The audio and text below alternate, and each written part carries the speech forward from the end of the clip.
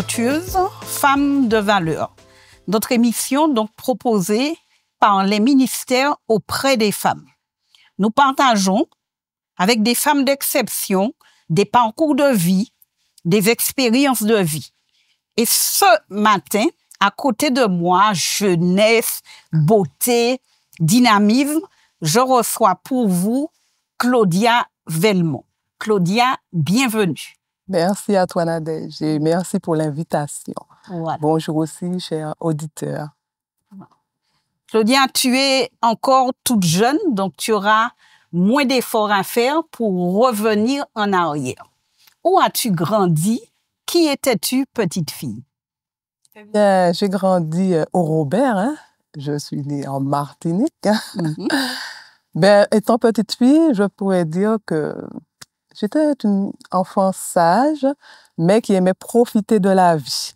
Donc, j'aimais bouger et souvent, je partais, je vais dire, sous le regard de mes frères.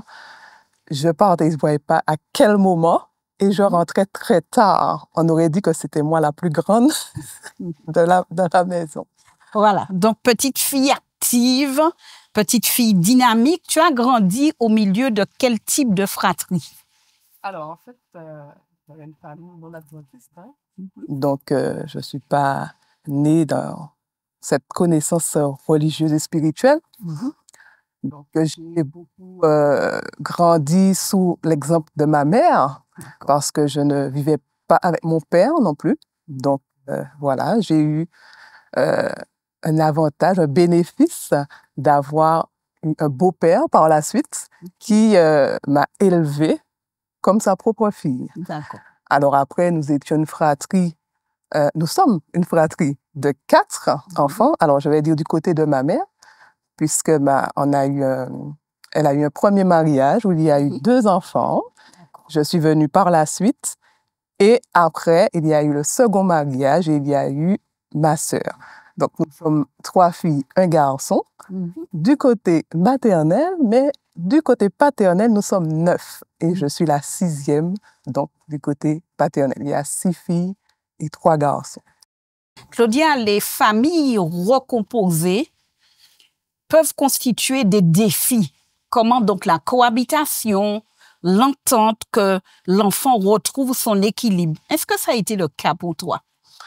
Alors moi, je ne peux pas dire si je retrouve l'équilibre, mais en tout cas, je n'ai pas ressenti de souffrance ou de douleur lorsqu'il y a eu la séparation de ma mère et de mon père.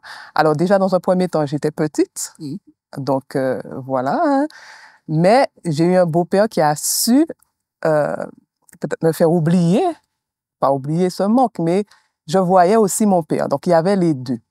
Je vivais avec mon beau-père, mais je voyais mon père tous les jours, puisqu'il assurait le transport scolaire. Donc, je le voyais matin et soir. Et puis, j'avais le bénéfice de partir avec lui le mercredi et aussi pendant les vacances scolaires.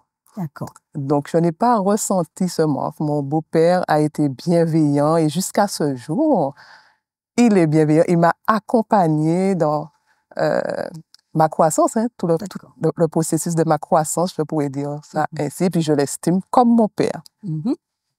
Tu n'es pas trop jeune, donc, ce matin, pour inviter donc, les parents et les foyers brisés, comme tu dis, à faire un aménagement pour donc poursuivre ou garder le bien-être de nos enfants?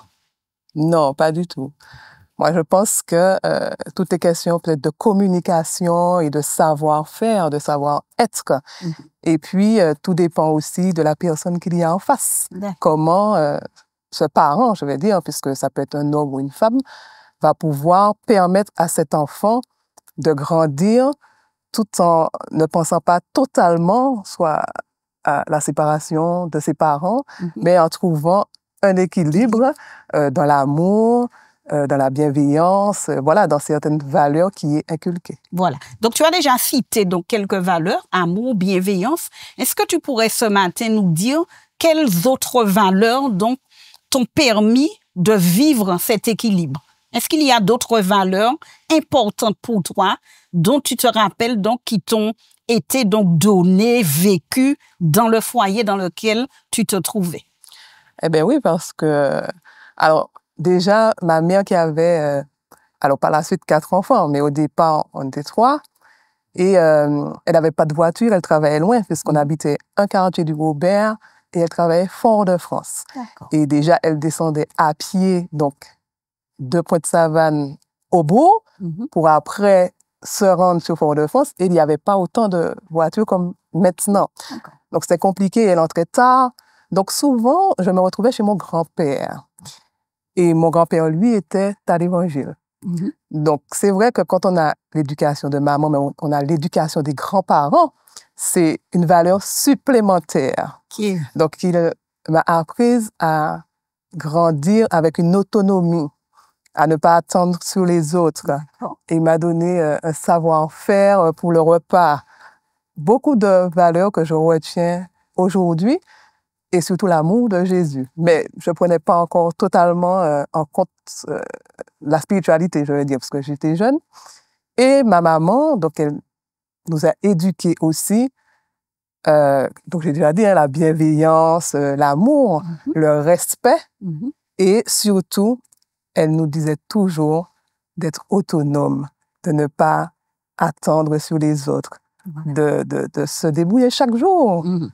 Et ça, c'est quelque chose que j'ai retenu. Et qui t'a été, j'imagine, utile. Utile parce que j'ai pris mon autonomie très tôt. C'est dès 20 ans, j'avais déjà eu mon foyer. Même si j'étais encore célibataire, mais j'étais chez moi. D'accord. On n'ira pas trop vite ce matin. J'aimerais bien que tu me parles de ce grand-père qui était à l'Évangile. Quel souvenir tu as de ce grand-père qui était à l'Évangile? Eh bien, c'est ça, c'est lui qui m'a inculqué. Alors, je vais dire, il a commencé, il a initié, on va dire, puisque j'allais chez lui, donc ce qui fait que j'allais à l'église avec lui. D'accord. Donc, il y avait aussi ma cousine qui était aussi présente. Donc, nous étions 2, d'ailleurs que j'estime comme ma sœur, puisqu'on a grandi aussi ensemble. Et nous allions à l'église. Il y avait des petites chorales d'enfants, donc on chantait, on allait au JIA, au Club de la Colombe. Et j'ai beaucoup apprécié donc, ces moments-là. Et je peux dire que c'est resté gravé aussi dans ma mémoire.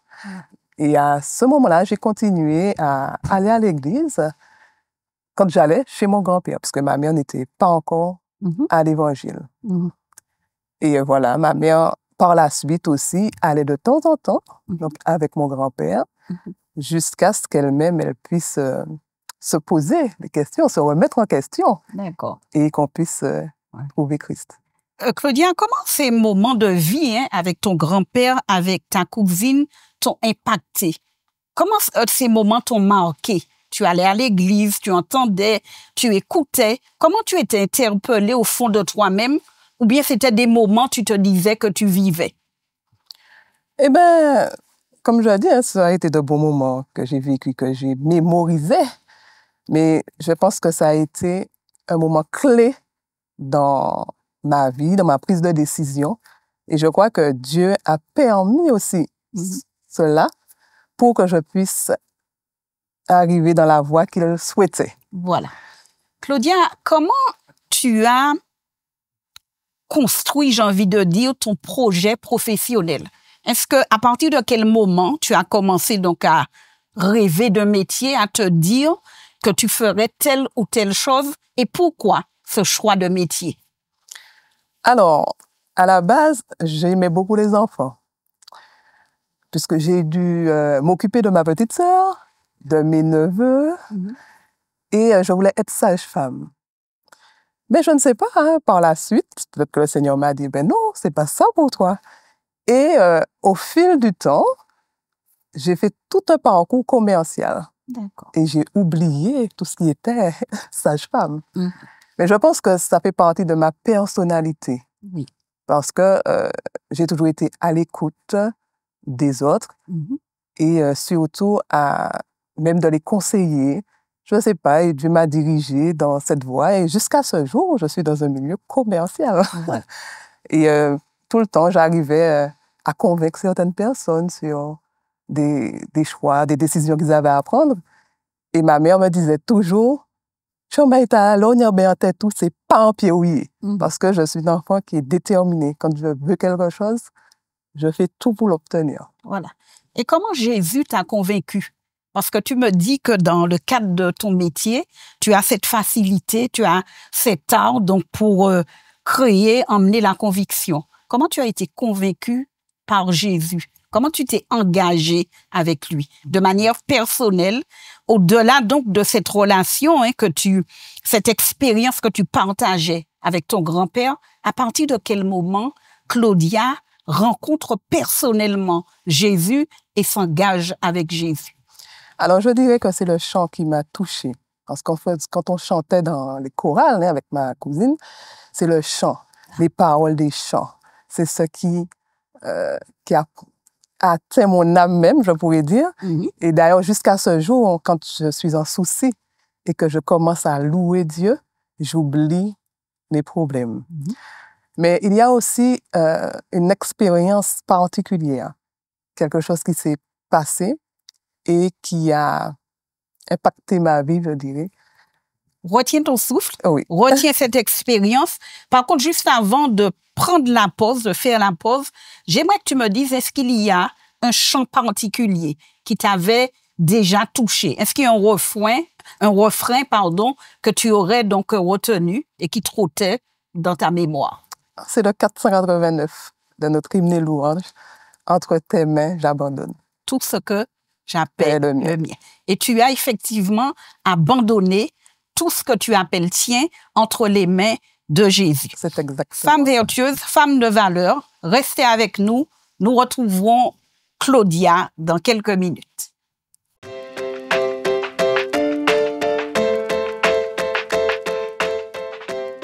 Femme vertueuse, femme de valeur. Nous retrouvons donc notre invitée Claudia Velmont. Claudia, avant donc la petite coupure, nous parlions donc de ce moment où personnellement tu as fait ta rencontre avec Jésus. Oui, c'était exactement ça. Donc je disais que c'était par le chant, donc par rapport aux différentes groupes de chorales et puis différents groupes de louanges auxquels j'avais participé étant jeune, les paroles des chants, et ça m'a impacté. Mais donc, pas que. Il n'y a pas que.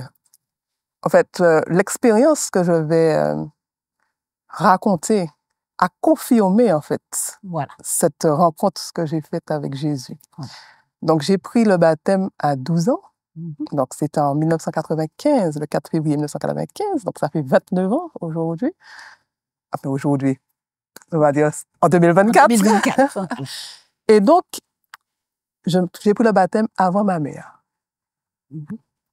Puisqu'elle venait aussi. Elle voulait également faire alliance avec Christ, puisqu'elle a pris la décision, sauf qu'elle n'était pas mariée avec mon beau-père. Et donc, elle a exprimé ce souhait d'union pour justement qu'elle puisse faire cette alliance avec son Christ publiquement. D'accord. Mais mon beau-père, qui lui n'est pas à l'Évangile, n'était pas prêt, il ne voulait pas se marier, lui dire que c'est pas, comme si c'était une pression pour lui, qu'il n'est pas prêt, que c'est pas parce qu'elle veut prendre une décision qu'il va faire ce pas. Et du jour au lendemain, ma mère a pris toutes ses affaires et tous ses enfants et nous sommes allés chez mon grand-père. Et elle lui a dit qu'elle fait le choix de Jésus. S'il n'est pas prêt, elle est prête à donner sa vie à Christ. Donc, elle part parce qu'elle ne peut plus rester en la fornication. Et ça m'a marqué parce qu'elle a fait un choix important. Sur le moment, on n'a peut-être pas compris. On s'est dit, oh là là, du jour au lendemain, on perd un peu le repère. Bon, pas moi parce que j'avais l'habitude d'aller chez mon grand-père étant plus petite. Mais les plus grands, ils perdent des amis parce qu'ils sont habitués avec les jeunes du quartier. Et puis, on était entourés aussi de la famille. Mais ça m'a marqué à vie. Et je peux vous dire qu'un mois n'est pas passé, que mon beau-père est venu la récupérer et qu'il s'est marié et qu'elle a fait alliance avec son Dieu et que jusqu'à ce jour, ils sont mariés, bien que ma mère est décédée sous peu. Donc, ça m'a marqué et je crois que ça a eu aussi un impact sur d'autres expériences que j'ai pu faire avec Christ. On va y arriver, Claudia, mais qu'est-ce qui t'aurait marqué? Le courage de cette maman? Est-ce qu'à un moment, tu te dis, mais pour qu'une femme ait le courage de tout abandonner et de choisir donc Jésus, qu'est-ce qui dans ce choix t'a marqué, t'a impacté vraiment? Alors, il y avait son courage, mais aussi pourquoi faire ce choix? C'est-à-dire qu'il y a le risque de perdre l'être aimé pour quelqu'un qu'on ne voit pas. Donc, ça a attisé un peu ma curiosité et à me permettre de chercher davantage Christ, qui était Jésus. Donc, ça a confirmé, c'est pour ça que je disais que ça a confirmé, en fait, mon choix, puisque j'étais déjà impactée par les chants, par les paroles de certains chants. Et cette expérience-là, en tout cas, l'acte que ma mère a accompli, m'a impacté à vie. Voilà. Sans qu'elle ne le sache, je ne lui ai jamais dit. D'accord. Mais est-ce que, donc, tu as rencontré, donc, personnellement, donc cet amoureux pour qui on est capable de laisser un époux, de prendre tous ses enfants, de partir? À quel moment, toi, tu fais cette rencontre avec cet amoureux que tu ne vois pas, mais qui devient important, même l'homme le plus important pour toi? C'est bien que tu poses cette question, parce que comme je l'ai stipulé, j'étais jeune.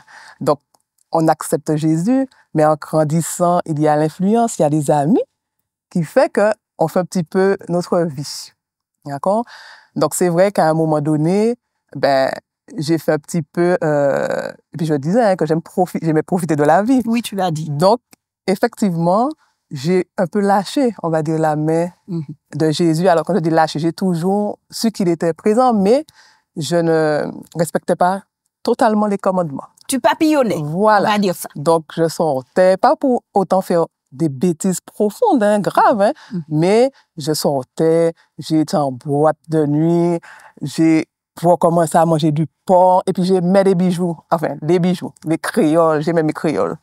Pas pour les bijoux bracelets, mais j'aimais mes créoles. Et j'aimais la viande de porc. Donc, c'était compliqué pour moi, parce que je voyais que mais tu as fait une alliance avec Christ, et tu es en train de dévier là, par les amis, les fréquentations, voilà. Mais je continuais. Sauf que, entre-temps, j'ai eu une éducation quand même spirituelle, parce que entre-temps, ma maman acceptait l'Évangile. Alors, c'est vrai que j'ai parlé de mon grand-père, mais je n'ai pas dit réellement comment elle acceptait, parce qu'il y a eu l'initiation de mon grand-père, mais elle a fait la rencontre parce qu'elle a demandé. Alors, ça, ce que je dis, c'est ce qu'elle m'a rapporté, où elle a prié et elle a dit à Dieu que s'il existe vraiment, de se montrer, de lui montrer la voie.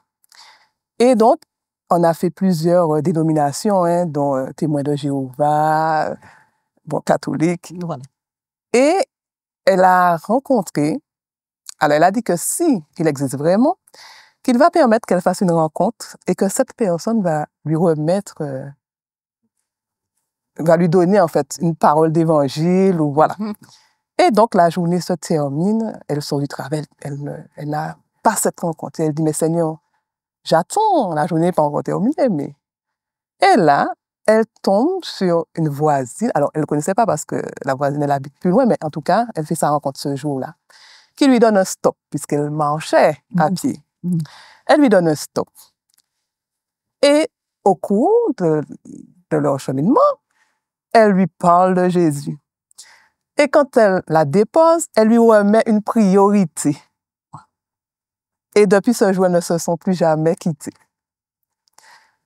Et là, on allait chez elle tout le temps. Il y avait des groupes de prière, des groupes de louanges, méditation, jeûne.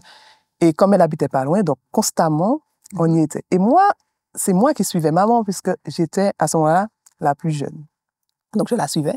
Et elle m'emmenait, que ce soit jeûne, que ce soit prière, que ce soit méditation. J'étais là, H24, comme les jeunes aiment si bien le dire. Tu suivais maman? Je suivais maman. Et quand il y a eu ma petite sœur, on a suivi aussi maman. Et ça, c'est resté donc dans mon cœur, impacté, mais j'ai continué à faire ma vie. Voilà. Mais le Seigneur rappelle à l'ordre à un moment donné. Voilà. Il fallait que tu suives Jésus et plus maman. C'est ça. Raconte-moi, comment ça se passe alors? Eh bien, j'ai continué, comme je disais, à faire ma petite vie. Mais maman intercède pour sa fille et ses enfants. D'accord? La maman, elle n'oublie jamais ses enfants. Mais je crois que, c'est vrai que je dis que j'ai accepté Christ, mais c'est lui qui est venu me chercher. Oui. Moi, je crois, en grandissant, en ayant cheminé, je crois que c'est Christ m'avait déjà choisi et il m'a accompagné tout le temps, même quand je faisais ma vie. Parce que même quand j'allais en boîte ou des endroits comme ça, les gens me disaient, mais pourquoi tu as peur? Et pourquoi tu t'amuses pas? Alors je disais, mais je m'ennuie pas, mais j'ai pas envie de danser, je suis dans mon coin, c'est tout. Et je trouvais d'autres personnes à qui parler ou j'écoutais ces personnes, alors que je connaissais pas ces personnes-là. Et un beau jour arrive, donc finalement, je suis déjà chez moi, puisqu'à 20 ans, j'ai pris ma maison. Et donc, il faut aller travailler. Mais je ne trouve pas de travail. Comme je suis déjà dans la frivolité, je prends un poste où il y a le samedi. Et l'employeur me dit, oui, bon, après, si vous voulez, je parle quand même du sabbat. Et il me dit, bon, de toute façon, pour l'instant, ben, vous allez travailler le samedi, puis on verra comment vous donner ce jour-là par la suite et tout. Et je dis, d'accord, il n'y a pas de problème. Mais les mois passent, les années passent, et je n'ai pas de samedi. Entre-temps, je rencontre mon mari, parce que je l'ai rencontré à ce travail-là. Et toujours pas de samedi. Je viens à enfanter, donc hors mariage, toujours pas de samedi. Et là, maman me dit, bon, OK, tu es dans toute ta frivolité, mais n'oublie pas, parce que là, tu as déjà enfanté, tu n'es pas mariée. Je dis, c'est vrai. Donc finalement, je me dis, ben, je vais faire un petit courrier pour l'église pour leur dire que ben, j'ai fait un enfant au mariage, qu'ils peuvent me radier. Et je fais ce courrier et que je leur envoie. Mais je n'ai jamais été reçu, en fait. Peut-être qu'ils ont envoyé des convocations pour être reçu, mais j'étais ailleurs, donc je faisais autre chose. Mais dis-moi, Claudia, comment tu es à ce moment? Est-ce que tu es bien dans ta tête, tu es bien dans ta peau, ou bien est-ce que tu entends cette petite voix qui te dit qu'il y a autre chose à faire? Ben c'est là, justement, que la voix arrive. C'est pour ça que je dis que l'Éternel chemine avec nous, même si nous dévions à un moment donné. Parce que, comme je disais, les mois passés, on ne me donnait pas le samedi. Jusqu'à ce qu'un jour, il y ait une campagne d'évangélisation, donc sur le Robert. Et je ne sais pas, j'ai été travailler ce jour-là, c'était un samedi. Et là, je suis dérangée totalement. Je suis dérangée totalement. Et le Saint-Esprit me dit, c'est maintenant, tu pars et tu vas à l'église. Et là, je dis à mon responsable, excuse-moi, mais je pars. Je ne me sens pas bien, je pars. Et donc, il me dit, OK. Et je vais au Lamentin, au bout du Lamentin, parce que je travaillais à Fort-de-France. J'achète un vêtement, puisque j'avais un uniforme. Alors qu'on peut aller à Christ comme ça, mais sur le moment, je ne sais pas. Je suis allée, j'ai acheté un vêtement. Et j'ai dit à la vendeuse, ne mettez pas dans un sachet, je laisse sur moi. Je me suis habillée en conséquence et je suis allée à l'église. Et je me suis dit, je ne repars plus. À ce moment-là, j'ai demandé une rupture conventionnelle à l'employeur. Donc, j'ai parlé quand même à mon conjoint, puisque on n'était pas encore mariés, mais je le lui ai dit. Je lui ai dit parce que moi, j'angoisse. J'avais déjà des angoisses et je ne pouvais plus y aller. Et il m'a dit, si tu sens que tu ne peux plus rester, fais ça que le Seigneur te dit. Alors que mon mari n'est pas dans la même mouvance que moi, dans la même vision que moi, spirituelle. Est-ce que à ce moment, tu repenses à ta maman? Tu te rappelles qu'elle avait tout abandonné, le foyer, pour pouvoir vraiment suivre Jésus. Est-ce que dans ta tête, un moment, tu te dis, mais que je pourrais laisser ce conjoint, tout laisser pour me donner à Jésus? Est-ce que tu es allé aussi loin dans... Eh bien, sur le moment, je n'ai pas pensé à ma maman, mais je pense qu'indirectement, peut-être que mon esprit a fait le pas. Indirectement, je ne sais pas. Mais en tout cas, j'ai demandé, alors que j'avais un CDI, je lui ai demandé une rupture conventionnelle et je lui ai expliqué, je lui ai dit que, voilà, je ne peux plus continuer le samedi. euh, c'est le jour de mon sabbat et je préfère arrêter. Et il m'a dit, il n'y a pas de souci, il n'y a pas de problème. Et je suis partie du jour au lendemain. Effectivement, après, il y a eu des tests, hein, et je pense que Dieu, quand on fait le choix, on se positionne pour lui.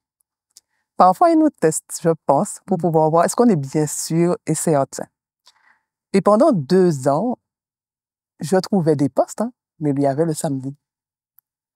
Donc, je refusais. Et je suis restée dans la précarité, dans la douleur parfois, dans les pleurs et les larmes. Et j'avais ma mère à mes côtés pour qu'on puisse prier. Et ce conjoint? Ce conjoint, il est toujours resté calme. À un moment, c'était tellement compliqué que je me rappelle, je lui ai dit, mais c'est tellement compliqué que si vraiment je ne peux pas, je vais retourner. Hein. Je parlais du travail. Et il m'a dit, pas question. Tu as fait un choix, il faut l'assumer. Si tu crois en Dieu, alors pourquoi tu vas revenir? Et c'est pour ça que je dis que Dieu est merveilleux et tout-puissant, parce qu'il peut utiliser même les personnes qui n'ont pas la même foi que soi à rester dans la voie du Seigneur. Et c'est ce qui m'a encouragée et j'ai tenu bon. Et dans ces 2 ans-là, on s'est mariés. Dieu a permis qu'on se marie. Et j'ai trouvé du travail dans la même année, c'est-à-dire que je me suis mariée en 2012, en juillet 2012. Et tout de suite, en octobre, je ne vais pas oublier cette date-là, le 8 octobre, on m'appelle pour me dire que je suis prise à un poste. Et je peux vous dire que quand je suis arrivée dans ce travail, je gagnais plus, beaucoup plus que ce que j'avais quitté, celui que j'avais quitté. Et en plus, j'avais mon samedi et j'avais plein d'avantages. Enfin, j'ai plein d'avantages parce que c'est toujours le poste actuel.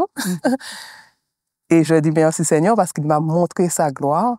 Et dans ce travail-là aussi, je suis restée ferme sur le sabbat, puisque maintenant il commence à travailler aussi le samedi. Et je suis toujours restée ferme sur le sabbat. Alors, c'est important le sabbat. Oui, Claudia, dis-moi, ton époux donc ne partage pas encore ta foi jusqu'à maintenant. Comment on s'en sort dans ce type de foyer? Comment vivre avec quelqu'un? Est-ce que c'est un défi? Et comment on le relève chaque matin? Partager sa vie avec quelqu'un qui ne partage pas notre foi. Eh bien, je lui ai toujours témoigné la foi que j'ai et je lui ai toujours fait comprendre que ce n'est pas la religion qui est importante, mais ce qui est dit sur la Bible, la parole de Dieu. Ce qui fait que chaque fois que je fais une action, je lui montre pourquoi. Et je lui montre noir sur blanc que c'est noté. Et je pense que Dieu a un plan aussi pour lui. Et je crois que Dieu a permis que je sois avec cet homme qui n'est pas de la même foi que moi, parce qu'il savait que j'aurais pu surmonter et supporter. Parce que tant jeune, je disais toujours, alors, est-ce qu'il faut dire ça, est-ce qu'il faut pas dire ça, mais c'est la réalité de ma vie. Je disais tout le temps que c'est pas parce que je vais me marier avec un homme qui est adventiste que ça voudrait dire que mon couple sera mieux. Que je peux être avec quelqu'un qui a une autre foi et que je sois heureuse. Et ça, j'étais un peu rebelle dessus, je dirais.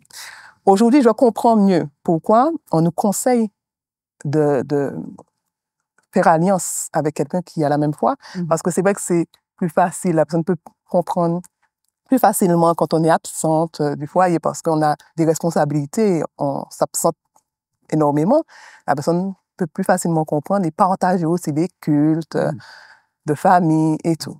Mais moi, j'aime à dire que rien n'est impossible à Dieu. Et d'ailleurs, je suis l'exemple vivant parce que quand je fais le culte, j'invite mon mari. Voilà. Mon mari, il vient, je ne l'oblige en rien. Mais je crois que notre témoignage, la façon dont nous vivons, permet aussi à cette personne de comprendre qui est Jésus, comment faire et est-ce qu'on peut faire confiance à Dieu. Et je ne peux pas dire qu'il a été contre ni ma religion, enfin, ni mes croyances, je ne peux pas le dire, comme jusqu'à aujourd'hui. Il nous accompagne au contraire. Voilà. Et comme je dis, il me donne des conseils parfois, comme moi-même je suis dans le doute. Alors qu'il n'a pas la même foi que moi. Et j'ai envie de dire que il est certainement l'objet de tes prières. Tu as parlé donc d'exemples, donc de témoignages. Donc, tu es armé donc de courage pour le gagner à Christ.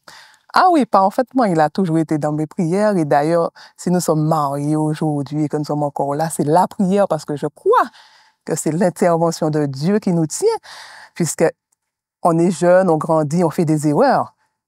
Je ne suis pas parfaite ni exemple d'erreur. J'ai fait des erreurs dans ma vie, mais Dieu m'a relevé et m'a pardonné et j'avance par sa grâce chaque jour. Et c'est cet exemple que je veux témoigner à mon époux, à ma fille, pour qu'on puisse continuer à cheminer. Et tout le temps, je dis, je garde ce verset en tête où je dirai, moi et ma maison, nous servirons l'Éternel. Parce que je crois, je suis assurée que Dieu a un plan spécial pour lui et qu'il acceptera Christ au moment voulu par le Seigneur. Voilà, je ne pourrais pas te laisser partir sans que tu ne dises donc à un jeune, tu as parlé donc de cette période, permets-moi le mot, d'instabilité, de papillonnage.